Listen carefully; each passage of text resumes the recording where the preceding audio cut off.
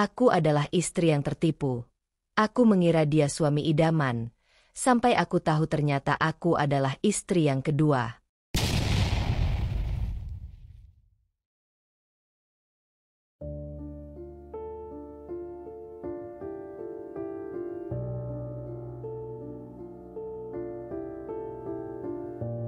Namaku Syarifah, usia 29 tahun. Hidupku berubah sejak aku mengenalnya.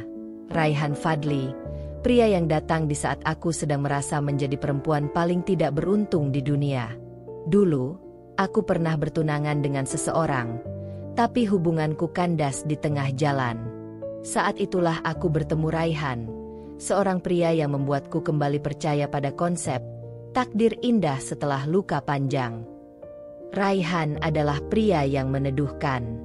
Dia bukan tipe lelaki yang banyak bicara, tapi setiap sikap dan perhatiannya berbicara lebih keras dari kata-kata. Saat kami pertama bertemu di sebuah pengajian kantor, aku langsung merasakan getaran aneh dalam dada. Entah kenapa, dia tampak berbeda. Mungkin karena matanya yang teduh, atau caranya memperlakukan siapapun dengan sopan dan penuh hormat. Ia tidak seperti lelaki lain yang hanya pandai mengumbar janji. Raihan menunjukkan cintanya lewat tindakan, mengingatkanku salat, menjemputku saat hujan, membelikan makanan kesukaanku tanpa diminta. Tak butuh waktu lama, ia datang ke rumah membawa lamaran.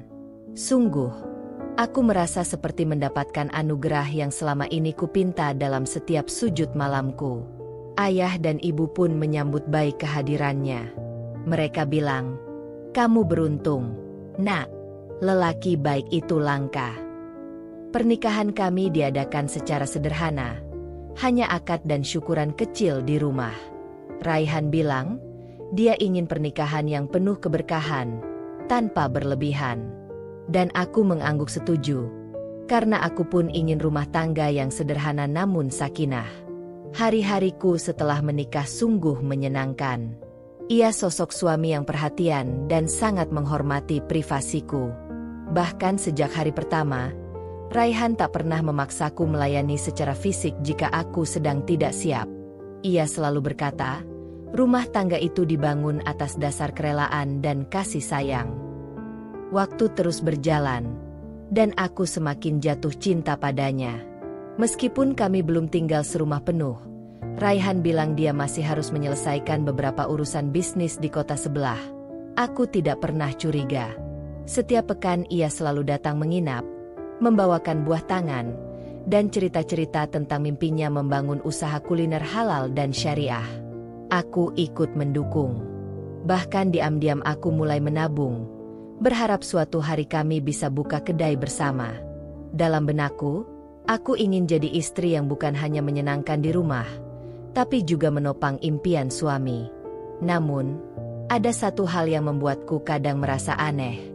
Raihan selalu membawa kopernya sendiri, tidak pernah membiarkanku membongkar isi tas atau bajunya. Bahkan, ketika aku hendak mencucikan pakaiannya, dia menolak halus dan berkata, "Nanti aja, sayang. Aku cuci sendiri. Nggak mau ngerepotin kamu." Waktu itu aku tersenyum, mengira ia memang tipe suami yang mandiri dan tidak ingin menyusahkan istri. Tapi aku salah. Aku terlalu polos, terlalu percaya. Dan aku belum tahu bahwa di balik senyum dan kebaikannya, ada satu rahasia besar yang akan mengubah seluruh hidupku. Satu kenyataan yang membuatku bertanya, apakah aku benar-benar seorang istri? Atau hanya seseorang yang dibutuhkan untuk menutupi lubang di hatinya? Sudah hampir 1 tahun usia pernikahanku dengan Raihan. Meskipun kami belum tinggal bersama setiap hari, aku merasa rumah kecil ini tetap hangat setiap kali dia pulang. Biasanya Raihan datang setiap Jumat sore, lalu kembali keluar kota hari Minggu malam. Aku tak pernah menuntut banyak. Aku percaya, apapun kesibukannya, semua demi masa depan kami. Bahkan saat ia kadang lupa membalas pesanku seharian penuh, aku memilih memaklumi. Katanya, pekerjaannya sedang menumpuk. Aku percaya. Aku selalu percaya. Sampai suatu hari, aku sakit. Bukan sakit berat, hanya flu dan demam. Tapi cukup membuatku lemas sepanjang hari. Waktu itu aku mengirim pesan ke Raihan. "Mas, aku demam.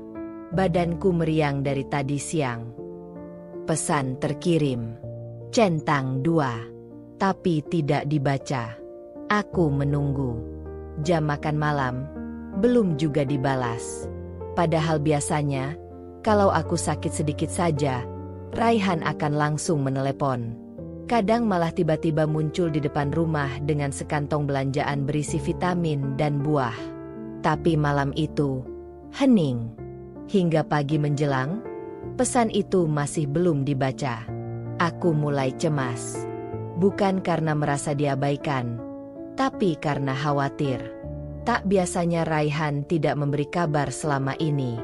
3 hari kemudian, barulah ia menghubungi. Suaranya terdengar terburu-buru. "Maaf ya, sayang. HP-ku ketinggalan. Aku baru balik dari luar kota. Hektik banget. Kamu gimana sekarang? Udah baikan?" Aku mengangguk, walau ia tak bisa melihatku. "Sudah, Mas. Udah agak mendingan," jawabku pelan. Raihan langsung menyahut. "Baguslah. Maaf banget aku nggak ada waktu buat ngecek. Tapi beneran, aku panik banget pas tahu kamu sakit." Aku tersenyum kecil, walau dalam hati ada sesuatu yang bergetar. Kenapa aku merasa ada jeda dalam kejujurannya? Kenapa seperti ada cerita yang sengaja tak ia bagi? Beberapa minggu setelahnya, aku mulai memperhatikan hal-hal kecil yang sebelumnya tak pernah kupikirkan. Setiap kali Raihan menginap, ia selalu menaruh ponselnya di mode pesawat. Dulu aku pikir itu kebiasaan baik agar tidur tak terganggu. Tapi sekarang, entah kenapa aku jadi bertanya-tanya, siapa yang ia hindari? Kenapa tak pernah ada notifikasi masuk dari siapapun? Lalu, aku mulai memperhatikan sesuatu yang lebih jelas. Raihan pernah lupa membawa pulang jam tangannya yang biasa ia pakai saat bekerja. Aku menyimpannya di laci, menunggu ia kembali pekan depan. Tapi anehnya, saat ia datang, ia bilang tak mencari jam itu. Seolah-olah ia tidak kehilangan apapun. "Mas, jam tanganmu ketinggalan." "Loh, di laci," kataku sambil menunjuk. Raihan menoleh cepat. "Oh, iya ya. Aduh, Mas sampai lupa. Padahal udah dicari-cari." Tapi tatapannya tidak menunjukkan keterkejutan. Bukan karena lupa, tapi seperti tidak mengira aku akan menemukannya. Puncaknya adalah hari ketika aku iseng membuka akun media sosial Raihan. Bukan karena curiga, tapi aku rindu dan ingin melihat postingan lamanya. Sayangnya, akun itu sudah lama tidak aktif. Foto terakhir diunggah lebih dari 1 tahun lalu, jauh sebelum kami menikah. Namun ada satu komentar yang membuat napasku tertahan. "Masya Allah, semoga selalu jadi ayah dan suami terbaik." Komentar itu berasal dari akun bernama Salsabila Izzati. Aku menatap lama nama itu. Entah kenapa, hati kecilku berbisik. Nama itu tak asing. Bahkan ketika aku mencoba mengabaikannya, nama itu tetap menggema di pikiranku. Dan yang lebih membuatku penasaran, komentar itu baru ditulis 5 hari lalu. Padahal, Raihan bilang ia belum pernah menikah sebelumnya. Dan tidak punya siapa-siapa selain kakak perempuannya yang tinggal di luar negeri. Kalau begitu, siapa Salsabila? Dan kenapa ia menyebut ayah dan suami? Hari itu hujan turun deras saat aku kembali menatap layar ponselku. Komentar dari akun bernama Salsabila Izzati masih tertempel di sana, seolah-olah ingin menguji kekuatan hatiku. Aku mengetuk-ngetukkan jari ke meja, ragu untuk membuka profilnya. Ada semacam rasa bersalah. Apakah aku sedang mencari-cari kesalahan Raihan? Apakah aku menjadi istri yang terlalu curiga? Tapi, Bisakah itu disebut curiga? Jika yang kutemukan adalah sesuatu yang nyata? Tanpa sadar, aku menghela napas panjang. Rasanya seperti ada beban yang menggantung di dadaku. Sesak, tapi tak punya bentuk. Hari itu, aku memutuskan tidak membuka profil Salsabila. Aku hanya menyimpan namanya dalam ingatan. Dan seperti biasa, aku mencoba mengalihkan pikiran. Membersihkan rumah, menyiram bunga, mengelap figura pernikahan yang tergantung di ruang tamu. Aku memperhatikan foto itu lama. Aku, dengan senyum penuh harap. Raihan, dengan tatapan tenang seperti biasa. Kami tampak bahagia. Tapi sekarang aku bertanya-tanya, apakah di balik mata yang teduh itu, Raihan menyimpan rahasia? Beberapa hari kemudian, aku pergi ke rumah sepupuku, Naya. Ia adalah orang yang paling sering menjadi tempatku mencurahkan hati sejak kami kecil. Naya belum menikah, tapi ia punya insting tajam soal hubungan. Mungkin karena itu aku tidak langsung cerita. Aku takut melihat wajahnya saat tahu isi hatiku. Namun seperti biasa, Naya selalu bisa membaca suasana hatiku hanya dengan sekali pandang. "Kamu kenapa sih? Kok murung dari tadi?" katanya sambil mengaduk teh manis. Aku tersenyum kecil. "Nggak apa-apa. Lagi capek aja." Naya mendengus. "Capek batin, ya?" Aku tertawa hambar. "Kok kamu bisa nebak?" Ia mendekat, memiringkan kepalanya dengan gaya khasnya yang usil tapi peduli. "Syarif, aku tahu kamu cinta banget sama Raihan. Tapi akhir-akhir ini kamu sering kelihatan kayak orang bingung. Kalau ada yang kamu pendam, ngomong. Aku dengerin." "Kok?" Aku menunduk. Jari-jariku bermain dengan gagang cangkir. Akhirnya, aku berkata pelan. "Aku nemu komentar di akun medsos Raihan. Dari perempuan. Namanya Salsabila. Dia nulis gini, 'Semoga selalu jadi ayah dan suami terbaik.'" Naya langsung menegakkan tubuh. "Serius?" Aku mengangguk pelan. "Tapi Raihan bilang dia belum pernah nikah," kataku lirih. Naya terdiam beberapa saat sebelum akhirnya berkata, "Kamu udah cek siapa perempuan itu?" Aku menggeleng cepat. "Belum, aku takut. Aku nggak tahu aku siap atau nggak kalau nemu sesuatu yang nyakitin." Naya menarik napas. "Kalau kamu diam aja, nggak akan ada jawaban. Tapi kalau kamu mulai buka satu persatu, kamu bisa tahu mana yang benar, mana yang pura-pura." Aku diam. Kalimat itu menancap dalam. Malamnya, aku duduk sendirian di kamar. Lampu redup menyala. Raihan belum datang. Katanya, proyeknya mundur seminggu karena ada audit. Aku memegang ponsel. Jemariku bergetar saat mengetik nama itu di kolom pencarian. Salsabila Amara. Akun itu terbuka. Publik. Foto profilnya adalah seorang perempuan muda berjilbab biru, tersenyum sambil menggendong anak laki-laki kecil. Namanya Rafa. Tertulis di caption, "Hari ini Rafa ulang tahun keempat. Doakannya. Nak, semoga tumbuh jadi anak yang soleh seperti ayahmu." Ayahmu. Dunia serasa berhenti berputar. Aku hanya bisa memeluk diriku sendiri. Dan untuk pertama kalinya dalam setahun, aku mulai bertanya, siapa sebenarnya lelaki yang tidur di sampingku setiap malam Jumat? Malam itu aku tak bisa tidur. Hingga pukul 2 dini hari, aku hanya bisa menatap langit-langit kamar. Bayangan senyum Raihan terus muncul dalam kepalaku.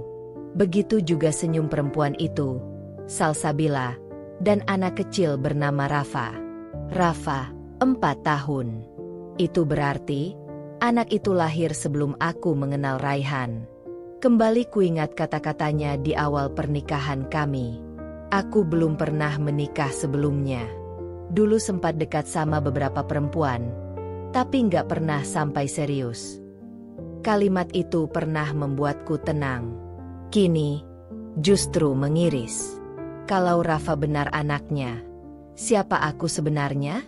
Besoknya aku menjalani hariku seperti biasa. Tapi ada yang berbeda. Aku tidak lagi tersenyum selebar biasanya saat menyapu halaman. Tidak lagi bersenandung saat mencuci piring. Semuanya terasa sunyi, meski burung di luar masih bernyanyi. Aku tahu aku bisa saja langsung bertanya pada Raihan. Tapi aku juga tahu, sekali pertanyaan itu keluar, hidupku tidak akan pernah sama lagi. Karena itu, aku memilih untuk mengamati lebih lama. Siang itu, saat aku sedang menyapu teras, aku membuka kotak tempat Raihan biasa menyimpan charger, korek cadangan, dan barang-barang kecil lainnya. Tanpa alasan jelas. Hanya karena ingin tahu. Di dalamnya, aku menemukan sebuah nota kecil yang nyempil di balik kotak kartu nama. Nota dari laundry. Bukan dari kota tempat kami tinggal, tapi dari kota lain, sekitar 2 jam perjalanan. Nama yang tertera di situ, R. Ardiansyah. Rasanya asing, tapi nomor HP yang tertulis di bawahnya adalah nomor Raihan. Aku membeku. R, mungkin dari Raihan. Tapi siapa Ardiansyah? Nama itu tidak pernah ia sebut padaku. Bahkan dalam dokumen nikah kami, yang sederhana dan dilangsungkan hanya di hadapan penghulu serta 2 saksi dari pihaknya, ia hanya mencantumkan nama, Raihan Fadli. Apakah Ardiansyah itu nama aslinya? Apakah ia memang menyembunyikan identitas? Aku menyimpan nota itu, bukan karena ingin memata-matai, tapi karena aku tahu, aku tidak bisa lagi menutup mata. Dan sore harinya, Raihan datang. Seperti biasa, senyumnya lembut. Ia mencium keningku dan memelukku hangat. Sayang, maaf ya, aku baru bisa datang sekarang. Kangen banget. Aku membalas pelukannya. Tapi rasanya seperti memeluk seseorang yang tidak lagi ku kenal sepenuhnya. Kami duduk di ruang tengah. Raihan membuka tas kecilnya, mengeluarkan beberapa makanan kecil dan oleh-oleh dari luar kota. Ini buat kamu. Katanya kamu suka yang rasa matcha, kan? Katanya, menyodorkan biskuit mungil dalam kotak hijau elegan. Aku mengangguk pelan.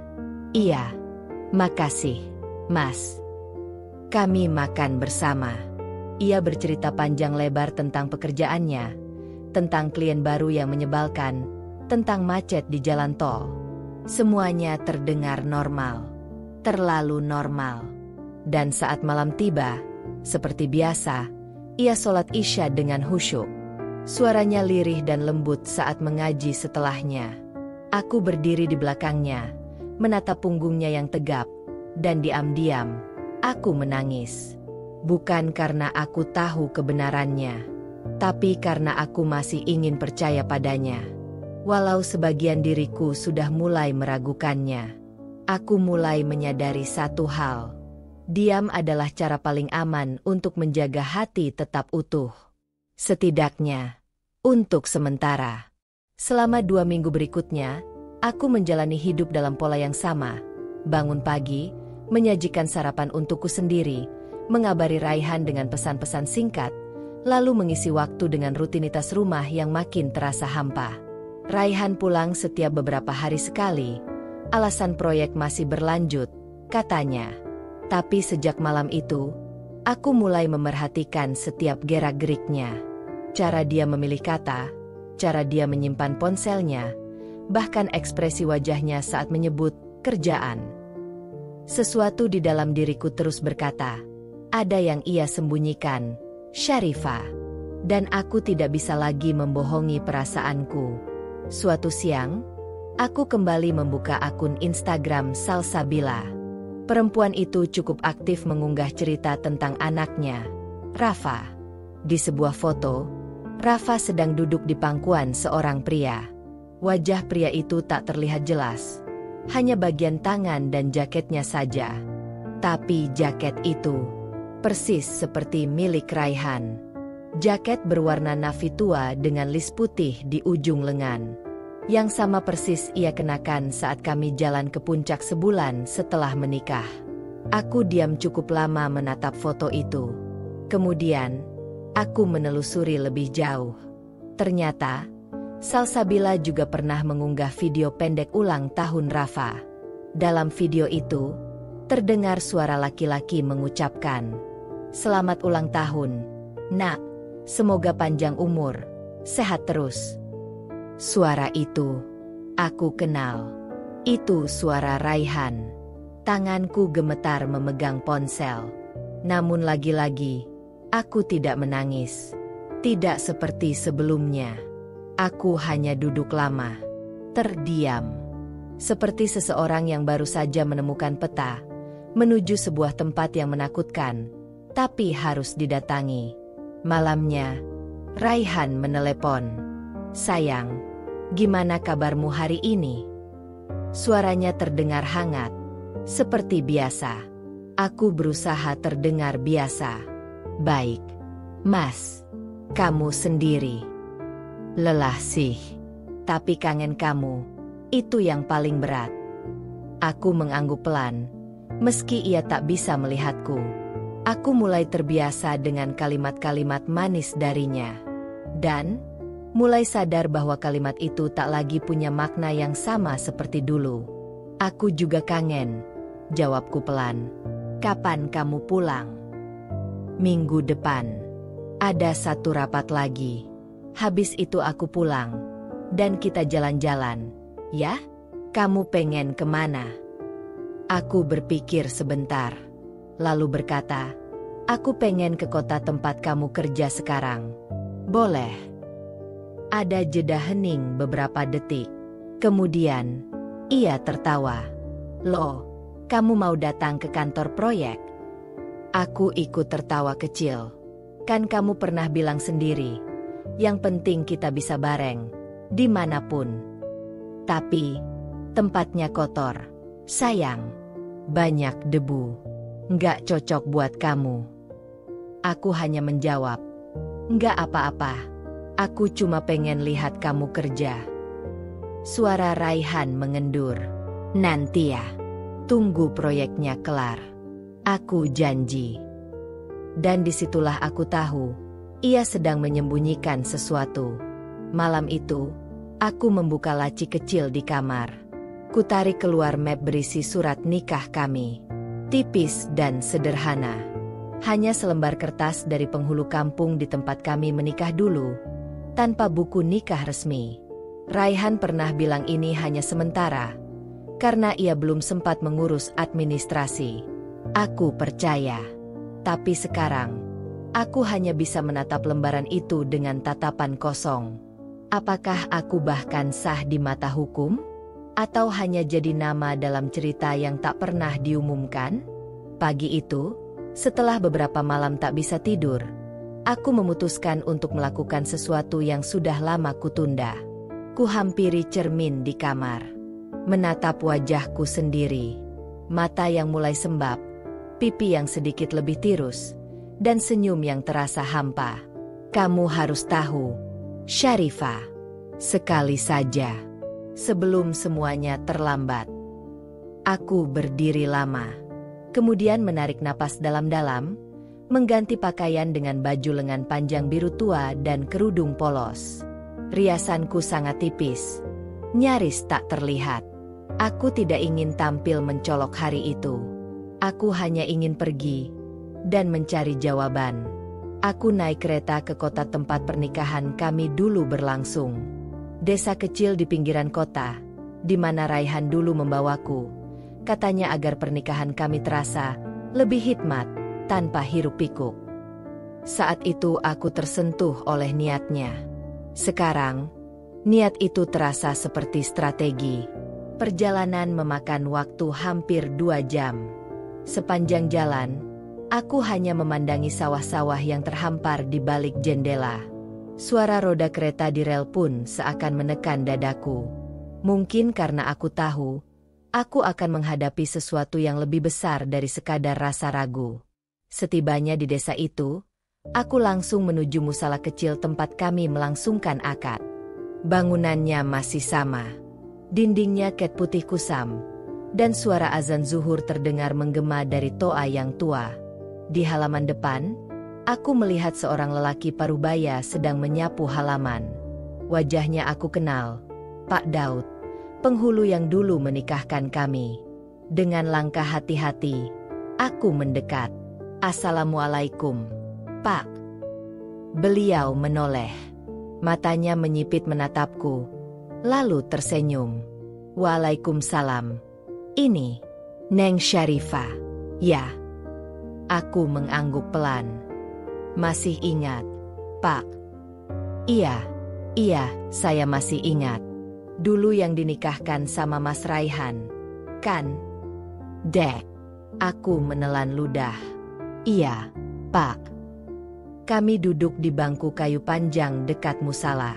Aku menunggu sampai Pak Daud selesai menyimpan sapu. Lalu ia duduk di sampingku, menyandarkan badan. Saya masih ingat waktu itu, Mas Raihan bawa Neng Syarifah ke sini. Nikahnya sederhana, tapi saya ingat betul. Mas Raihan kelihatan gugup waktu ijab kabul. Aku tersenyum tipis, mencoba ramah. Tapi dadaku sesak. Pak, tanyaku pelan. Waktu itu Mas Raihan bilang dia bujangan. Belum pernah menikah, kan? Pak Daud menoleh. Keningnya berkerut. Iya, dia bilang begitu. Waktu saya tanya, dia bilang belum pernah nikah. Aku mengangguk pelan. Tapi jantungku justru berdetak makin cepat. Memangnya kenapa, Neng? Tanya Pak Daud. Mulai curiga. Aku menghela napas panjang. Saya cuma mau memastikan aja, Pak. Soalnya, ada hal-hal yang saya rasa nggak jelas belakangan ini. Pak Daud mengangguk pelan. Matanya menatapku penuh pengertian. Kadang laki-laki bisa bilang apa aja yang bikin kita tenang, Neng. Tapi hanya waktu yang bisa nunjukin dia beneran jujur atau enggak. Aku menunduk. Kata-katanya terasa seperti tamparan. Pak Daud. Aku kembali bertanya, ragu-ragu. Kalau nikahnya cuma akad di sini, tapi nggak dicatat di KUA, itu berarti nggak resmi, ya? Ia tampak berpikir sejenak, lalu menjawab hati-hati. Kalau nggak dicatat di KUA, berarti memang belum sah secara negara. Sah secara agama, iya. Tapi secara hukum, tidak. Kalau sewaktu-waktu ada masalah, ya, posisi perempuan jadi lemah. Neng. Air mataku jatuh tanpa bisa kutahan. Aku mengangguk kecil, mencoba tetap tenang, lalu berdiri perlahan. Terima kasih banyak ya, Pak Daud. Saya cuma mau tahu, apa saya pernah benar-benar jadi istrinya? Pak Daud menatapku dengan iba, lalu berkata pelan, kalau Neng butuh apa-apa, atau butuh saksi kalau suatu hari butuh bicara, saya siap bantu.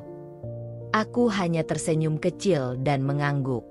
Dalam diam, aku tahu, aku baru saja membuka pintu menuju kebenaran yang lebih luas. Perjalanan pulang terasa lebih berat. Bukan karena jarak, tapi karena kini aku tahu, aku tak punya apa-apa yang sah atas nama cinta yang pernah kubanggakan. Sepulang dari desa itu, aku merasa seperti orang lain. Ada sesuatu dalam diriku yang berubah. Bukan karena aku ingin, tapi karena aku terpaksa tumbuh dari luka. Malam itu, aku duduk sendiri di ruang tengah. Rumah ini terlalu tenang, terlalu sunyi untuk seseorang yang katanya sedang dicintai. Aku membuka ponsel, menelusuri kembali akun Instagram milik Salsabila. Ada sesuatu yang terasa begitu hangat, tulus, dan jujur. Aku tidak tahu apakah aku iri atau terluka karenanya. Tapi aku ingin tahu lebih jauh. Aku ingin melihatnya bukan hanya dari kejauhan. Aku ingin tahu, seperti apa perempuan yang selama ini mungkin menjadi kebenaran dalam hidup Raihan. Keesokan harinya, aku membuka akun palsu yang sudah lama kupakai untuk hal-hal biasa.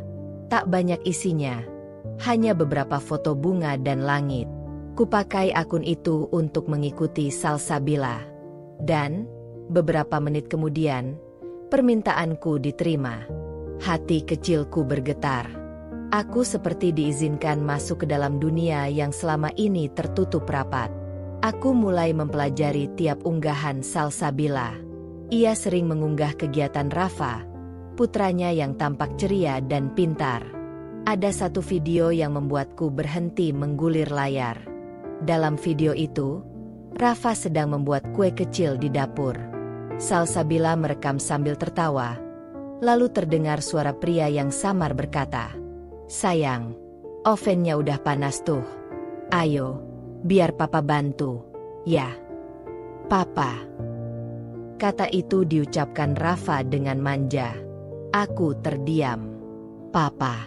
Kata itu terdengar biasa, tapi bagiku menyakitkan. Karena aku tak pernah mendengar Raihan membicarakan anaknya. Dan aku tahu, itu bukan karena ia lupa, tapi karena ia sengaja menyembunyikannya. Malamnya, aku memberanikan diri mengirim pesan dari akun palsu itu. "Assalamualaikum, Kak. Maaf tiba-tiba menghubungi. Aku suka banget lihat postingan kakak dan Rafa. Terlihat hangat dan penuh kasih. Rafa lucu banget." Aku tidak menyangka. Hanya beberapa menit kemudian Salsabila membalas, "Waalaikumsalam. Wah, makasih banyak ya udah mampir.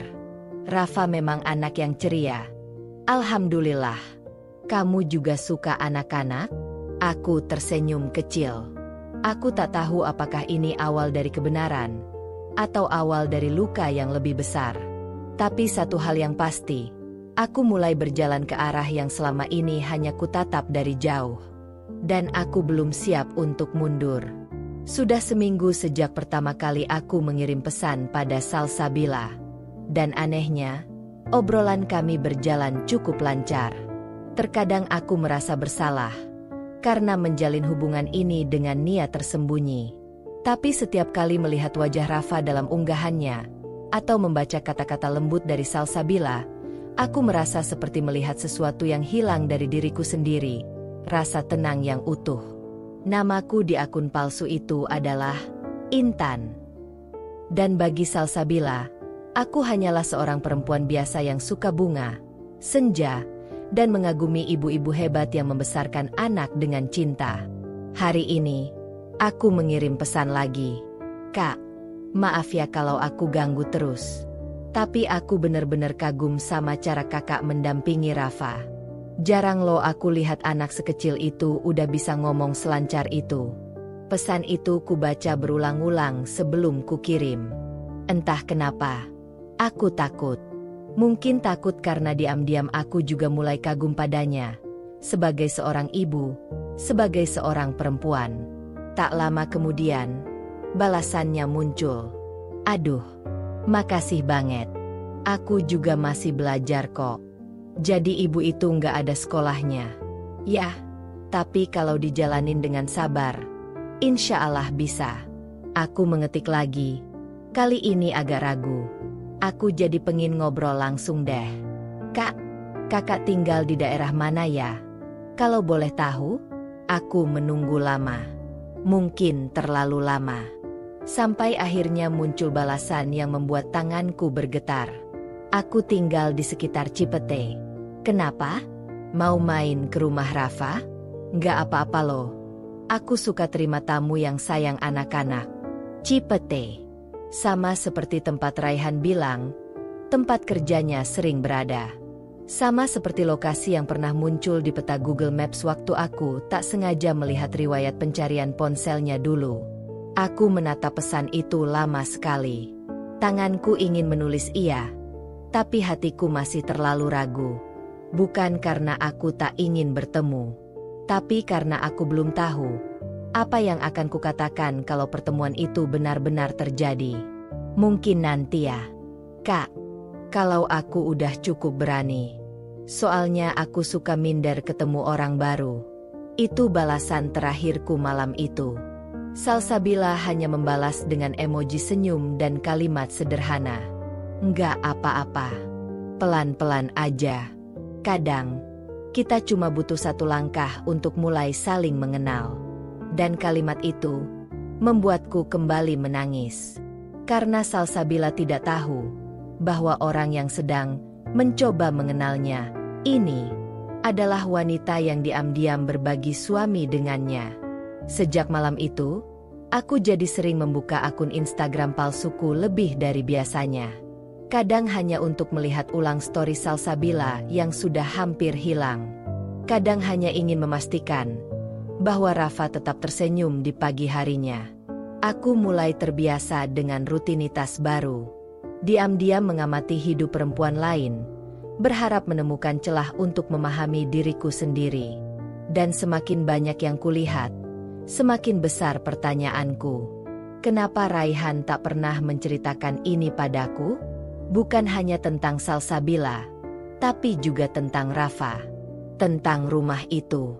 Tentang pagi-pagi mereka yang hangat, penuh doa dan pelukan kecil. Tentang hal-hal yang seharusnya menjadi kisah utuh dari kehidupan yang ia jalani. Aku pernah bertanya secara halus soal masa lalunya. Tapi Raihan selalu menjawab dengan senyum dan ucapan pendek.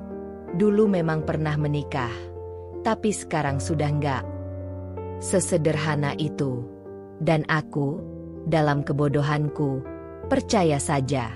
Hari Minggu, Raihan bilang ia harus pergi lebih pagi. Ada urusan dengan klien lama, katanya. Ia memakai baju koko putih dan celana kain abu-abu, tampak rapi dan bersih seperti akan salat Id. Padahal ini bukan hari raya. Aku hanya mengangguk, pura-pura tidak curiga. Tapi hatiku tidak bisa diam. Maka, untuk pertama kalinya, aku mengikuti langkahnya dari jauh. Aku tak membawa apa-apa, hanya dompet kecil dan ponsel. Dan langkah kaki yang ragu. Ku pesan ojek online, ku setel alamat yang pernah kusematkan dari hasil stalking akun Salsabila. Ku pilih rute yang tidak terlalu dekat, tapi cukup untuk membuatku melihat dari jauh. Dan sesampainya aku di sana, hatiku mencelos.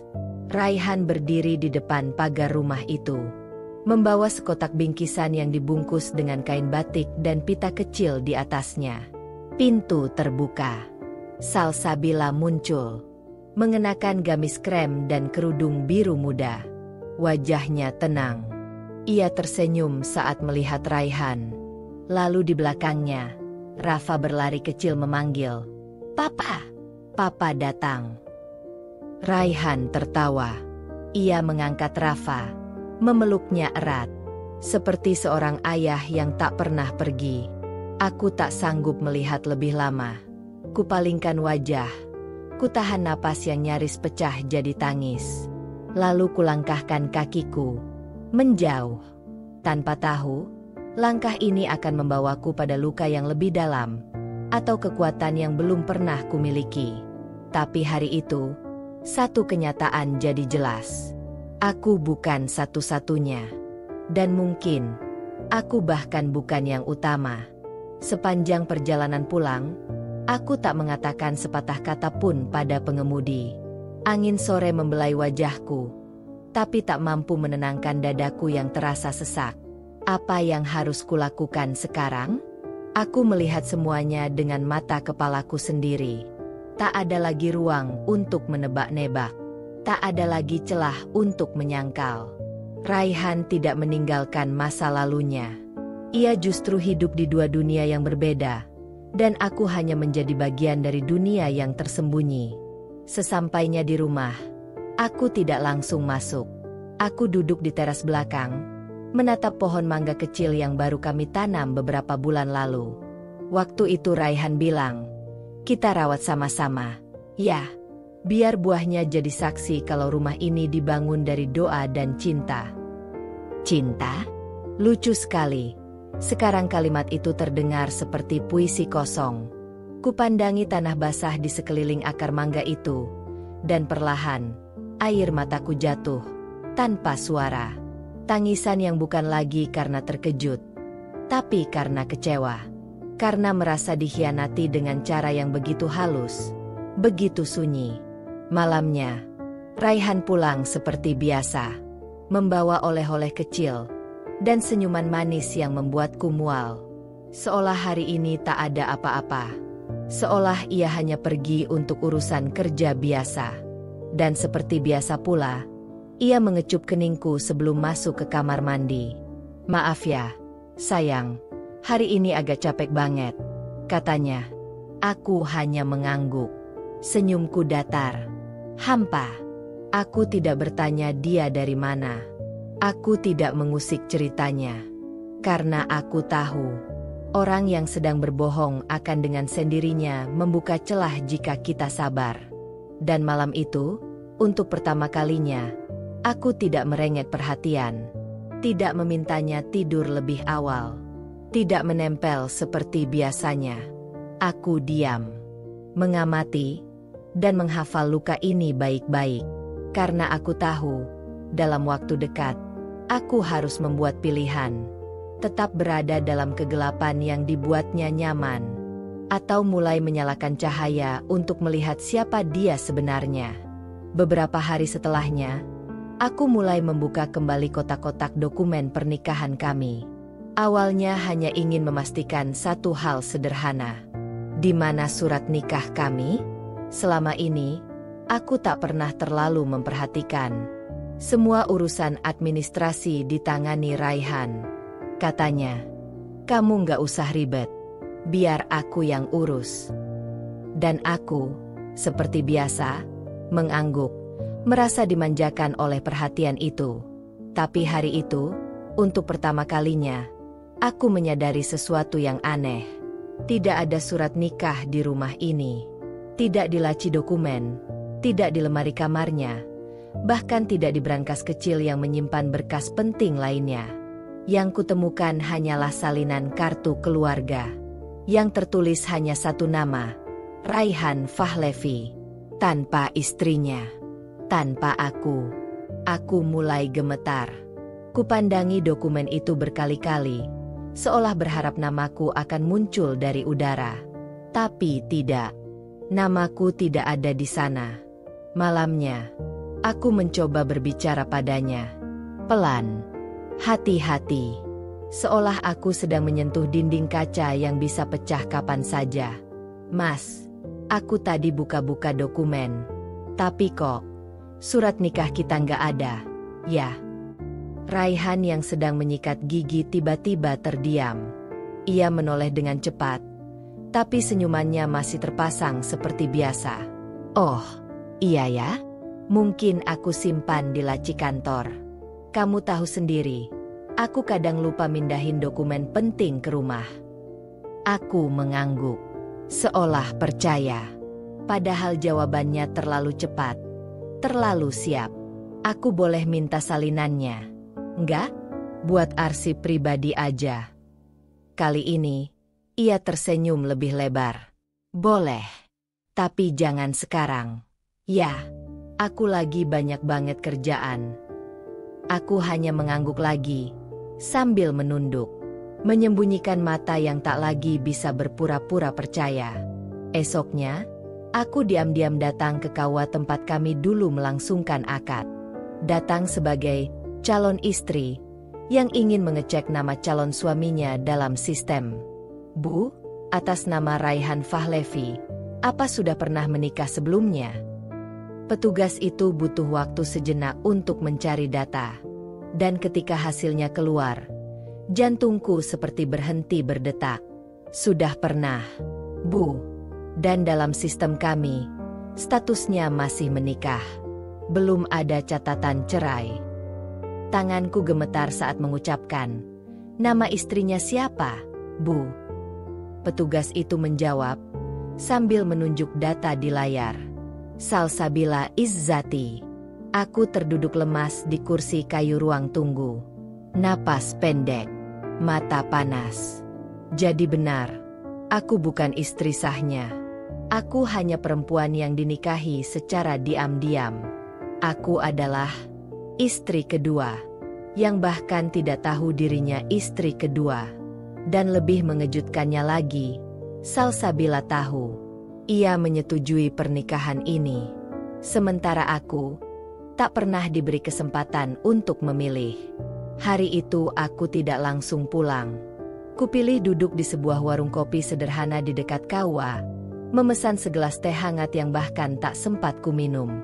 Tangan gemetar, kepala berdentam, tapi anehnya, tidak ada satu air mata pun yang keluar.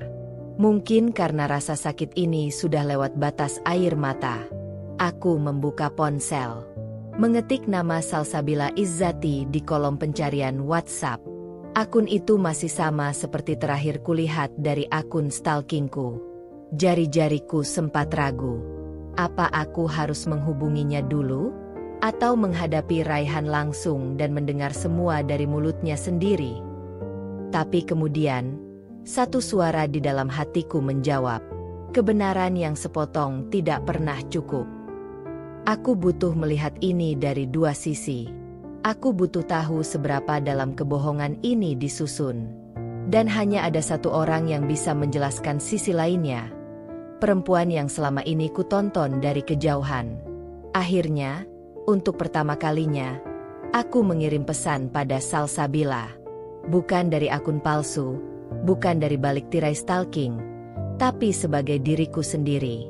Assalamualaikum, Mbak. Maaf sebelumnya kalau mengganggu. Saya Syarifah, istri Raihan. Boleh saya bicara sebentar? Hanya ingin bertanya sedikit, sebagai sesama perempuan. Pesan itu terkirim.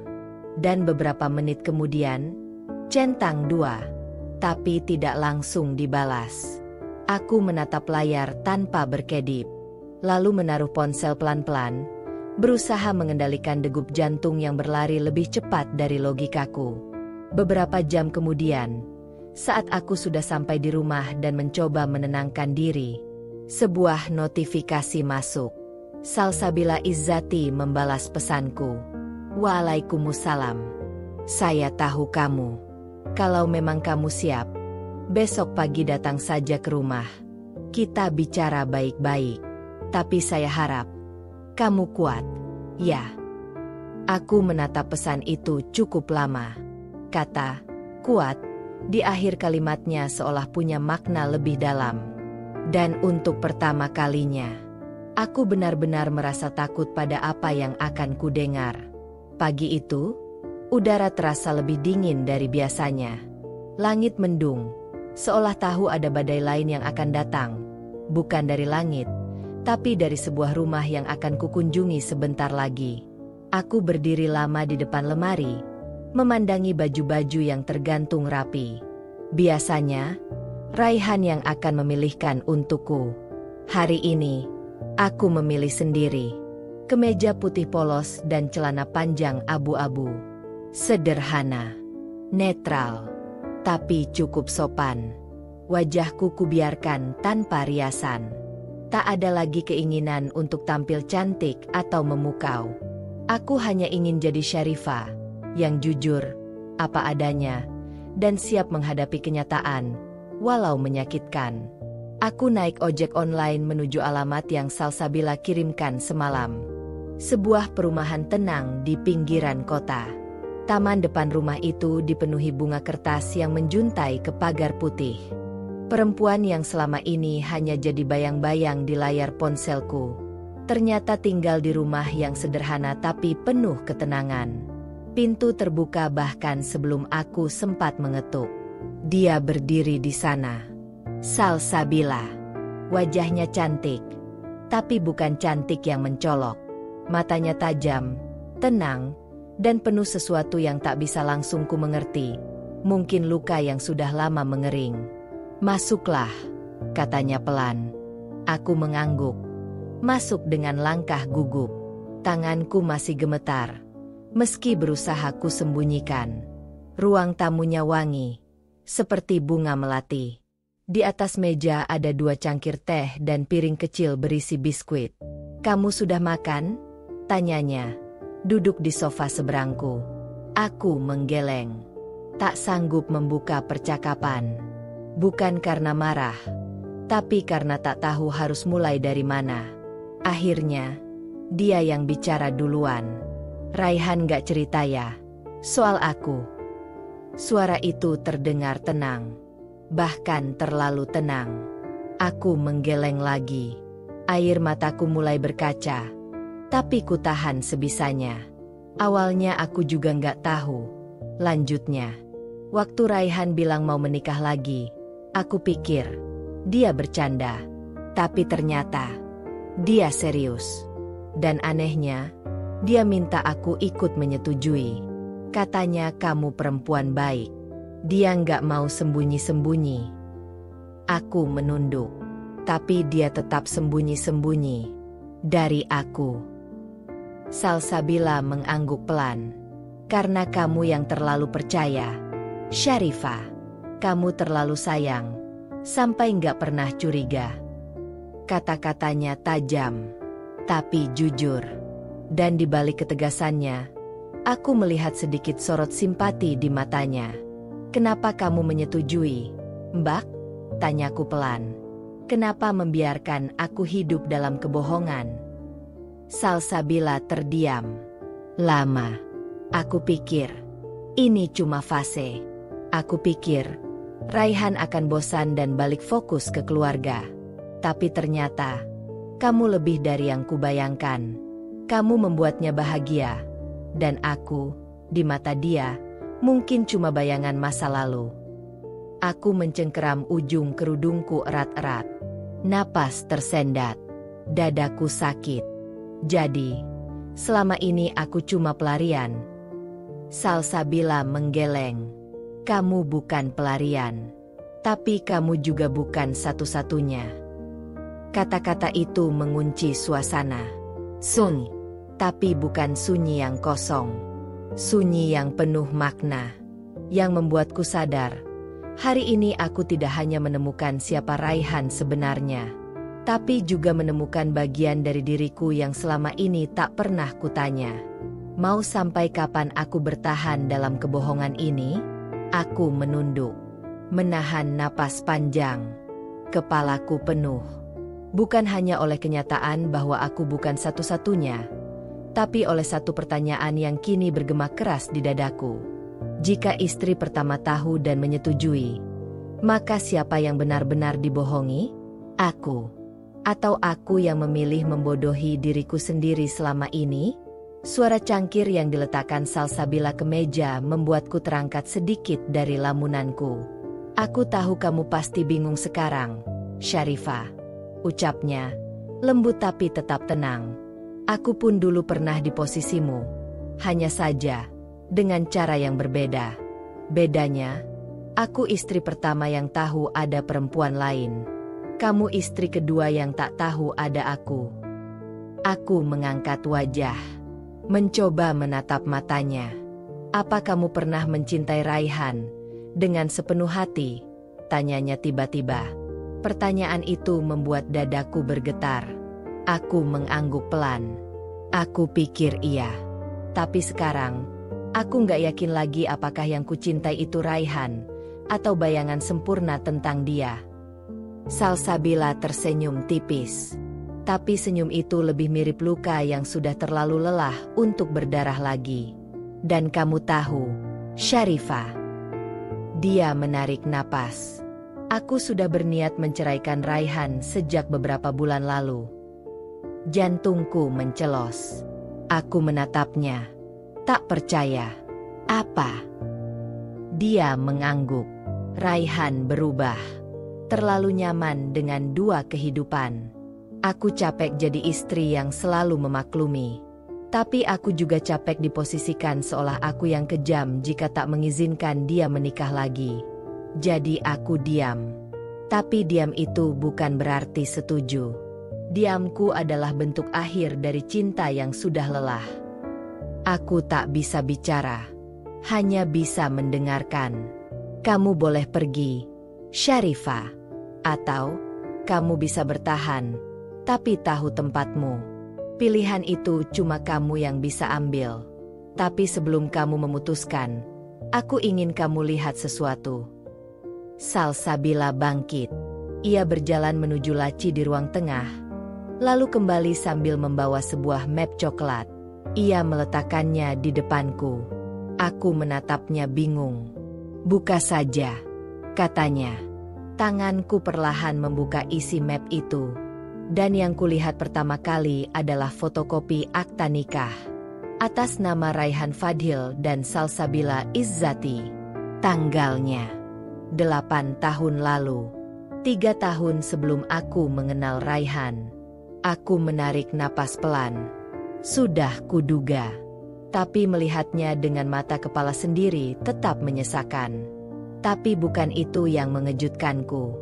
Di bawahnya, ada surat pernyataan cerai yang belum ditandatangani Raihan. Sudah ada tanda tangan Salsabila. Tertanggal 2 bulan lalu. Dia menolak menandatangani. Ucapnya. Masih menggantung. Katanya, belum siap kehilangan aku. Dan belum siap melihat kamu pergi juga. Aku terdiam. Dalam hati aku tahu. Suamiku yang selama ini kusebut idaman. Ternyata tak lebih dari lelaki rakus yang takut kehilangan dua-duanya. Dan akhirnya, aku bertanya, pelan sekali, kalau kamu jadi aku, kamu akan bertahan. Salsabila menatapku lama. Kalau aku jadi kamu, aku akan pergi. Karena harga diriku tidak untuk dibagi dua. Kalimat itu menancap, tepat di titik paling dalam hatiku. Aku bangkit perlahan. Menata napas, menata keberanian, menata langkah yang belum tahu kemana harus kutuju. Tapi tahu satu hal. Aku tidak ingin jadi perempuan yang dibagi. Perjalanan pulang terasa seperti diam dalam badai. Motor yang membawaku melaju perlahan. Tapi pikiranku jauh lebih cepat berlari. Bayangan Salsabila, surat cerai yang belum ditandatangani, wajah Raihan saat memintaku menikah dengannya dengan embel-embel, ibuku akan menyayangimu seperti anak sendiri. Semua berkumpul, berputar-putar dalam kepalaku. Dan aku hanya diam. Sambil memegang map coklat yang kini terasa seperti bom waktu dalam pelukanku. Saat aku sampai di rumah, suasana masih sepi. Biasanya Raihan baru pulang sore nanti. Tapi kali ini, mobilnya sudah terparkir rapi di depan rumah. Hatiku mencelos. Tanganku otomatis mengecek ponsel. Satu pesan baru. Dari Raihan. Sayang, pulangnya jangan lama-lama. Ya, aku pengen cerita sesuatu. Ada kabar baik. Kabar baik? Apa kabar baik baginya? Bisa jadi kabar duka bagiku. Aku membuka pintu dengan pelan. Suara televisi terdengar samar dari ruang tengah. Wangi parfum khas Raihan menguar di udara. Ia duduk santai di sofa, mengenakan kaos putih dan celana kain abu-abu. Tampak segar, seperti tidak ada apa-apa yang salah di dunia ini. Wajahnya bersinar begitu melihatku masuk. Sayang, akhirnya pulang juga. Serunya riang. Aku mencoba tersenyum. Kaku. Langkahku pelan, mendekat ke meja, meletakkan map coklat tanpa bicara. Raihan melirik map itu sekilas, lalu kembali menatapku. Kamu dari luar kota? Tanyanya, setengah bercanda. Mukamu kelihatan capek banget. Sini duduk dulu. Aku tetap berdiri. Raihan. Suara ini, suara dari mulutku sendiri, terdengar asing, bergetar, tapi jelas. Ia menatapku, masih tersenyum, sampai matanya bertemu mataku. Ada keraguan mulai muncul di raut wajahnya. Ada yang mau aku tanyakan. Ucapku, nggak panjang. Kok? Cuma satu hal. Raihan duduk lebih tegak. Sorot matanya mulai berubah. Apa? Sayang. Aku menunjuk map di atas meja. Kamu tahu ini dari mana? Ia melirik ke arah map, lalu pura-pura tertawa. Duh, kamu nemu dari mana sih dokumen-dokumen lama? Itu. Dari rumah Salsabila, potongku pelan, tapi tegas. Mata Raihan membelalak. Sekilas, hanya sekilas, kutangkap sorot panik di sana. Kamu ke rumah dia. Aku mengangguk. Dan aku sudah tahu semuanya. Hening. Sunyi yang menyayat.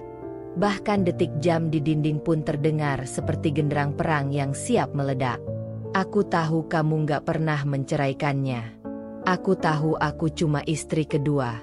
Dan aku juga tahu, kalian sepakat aku gak perlu tahu. Aku menunduk sebentar.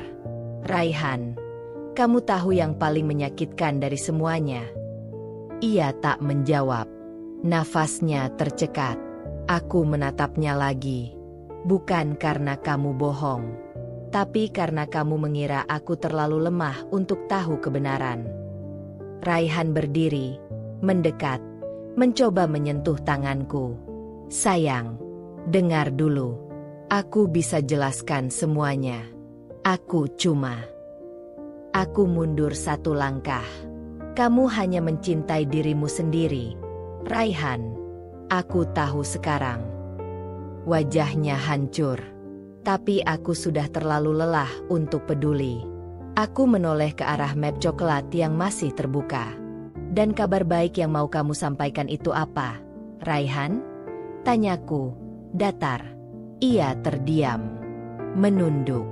Seolah baru sadar bahwa kabar baiknya sudah basi. Aku berjalan menuju kamar, meninggalkannya berdiri di ruang tengah. Untuk pertama kalinya, aku merasa ringan. Bukan karena semua beban hilang, tapi karena aku sudah tak lagi membiarkan beban itu menutup mataku. Aku ingin sendiri malam ini. Bukan untuk menangis, tapi untuk berpikir, langkah apa yang akan kuambil selanjutnya. Malam itu, aku tak menangis. Entah kenapa, semua rasa sudah seperti kering dan mengendap di dasar hati. Yang tersisa hanya diam. Bukan diam karena pasrah, tapi diam dari seseorang yang sudah selesai. Selesai membohongi dirinya sendiri. Aku duduk di tepi tempat tidur, menatap langit-langit kamar yang selama ini jadi saksi manis pahit hidupku bersama Raihan. Kamar yang pernah kuhias sendiri, dengan warna krem kesukaannya. Dengan bantal bordir tulisan, My Beloved Husband, yang kubuat sebagai hadiah ulang tahun pertamanya setelah menikah denganku. Semua itu kini hanya dekorasi. Kenangan yang tak lagi hangat. Pelan-pelan aku membuka lemari, memasukkan pakaian-pakaianku ke koper. Tak banyak yang kubawa. Aku hanya ingin pergi sebagai diriku, bukan sebagai sisa dari pernikahan ini.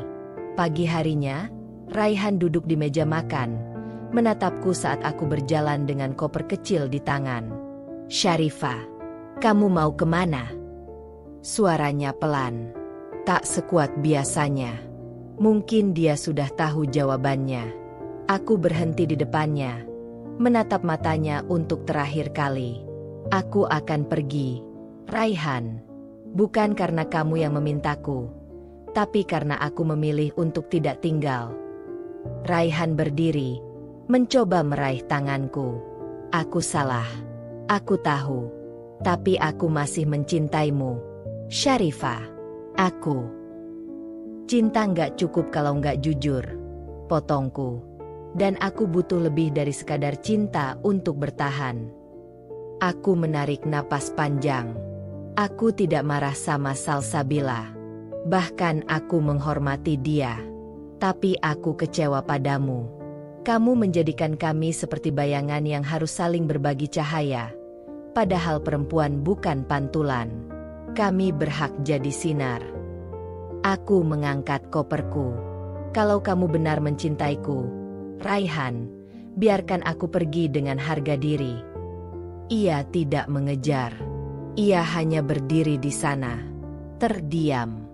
Dan aku tahu, di momen itu, ia sadar, bukan hanya kehilangan seorang istri, tapi kehilangan satu-satunya orang yang pernah percaya penuh padanya. Aku tinggal di rumah kecil peninggalan almarhumah ibuku di daerah pinggiran kota. Tak besar, tapi cukup. Dan yang paling penting, aku kembali mengenal diriku sendiri. Beberapa bulan berlalu, namaku mulai dikenal sebagai konsultan desain interior lepas. Aku bekerja dari rumah, menerima klien dari mulut ke mulut. Hidupku tidak mewah, tapi bebas. Tidak lagi dihantui bayangan jadi istri kedua yang tak tahu. Suatu hari, sebuah pesan masuk ke emailku. Saya ingin konsultasi interior untuk kafe milik istri saya. Namanya Salsabila. Dia sedang memulai usaha kecil, dan saya ingin bantu wujudkan impiannya. Kalau Mbak Syarifah bersedia, saya akan sangat berterima kasih. Pengirimnya, Reza Alfarizi. Aku tersenyum kecil. Salsabila. Ia akhirnya lepas juga dari Raihan. Dan aku ternyata tidak sendiri. Dari luka yang sama, kami tumbuh sebagai perempuan yang memilih berdiri, bukan bertahan dalam ketidakbenaran. Dan entah bagaimana, rasanya, aku sudah pulang. Pulang ke hati yang tak lagi dibagi.